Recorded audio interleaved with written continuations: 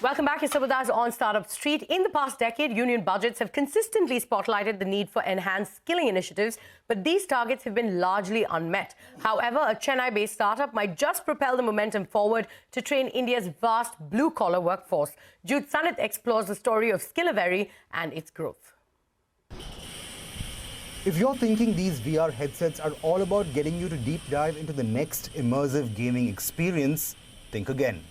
For over a decade, Chennai-based startup Skillveri has been using virtual and extended reality to upskill the manufacturing sector in India and the US. For the moment, it's working.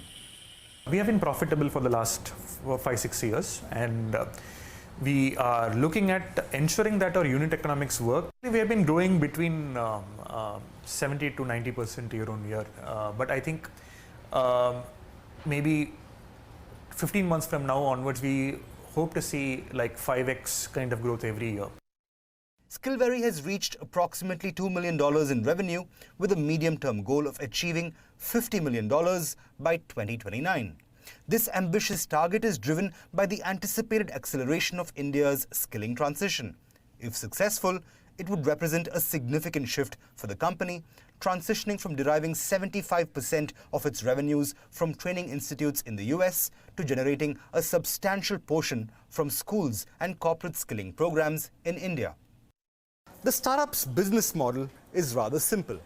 Manufacturing majors typically spend crores of rupees in training new blue-collar talent to bring them on par with industry standards. Skillveri simulates this experience on its patented VR/XR platform and prices it at a fraction of what giving this personnel real-time experience would cost these companies. The approach has takers too, with manufacturing giants like Hyundai, Tata Motors, JCB and Kia Motors, among others, opting to have trainees transition to developing skill sets on Skillveri's extended virtual and mixed reality platforms. Industries here hire kids from ITI or Polytechnic or engineering colleges, and then they do an internal training for a year or more. So that period we are able to bring down to a few weeks by the technological interventions. Skillveri's journey has been one of resilience and strategic pivots. The IIT-incubated startup successfully secured $1.2 million in its initial funding round from early-stage VC firm Ankur Capital. Despite facing challenges including a heavy reliance on US revenue, an India-focused investor, and the impact of the COVID lockdown which temporarily affected revenues, Skillveri turned adversity into opportunity. The team's proactive approach included buying back equity, refining unit economics, and partnering with new investor Blue Hill Capital, setting the stage for a promising future. They are a little more patient in terms of they understand the nuances, and they also understand that initial growth may come from the Western markets, whereas the long-term growth will come from the Indian markets.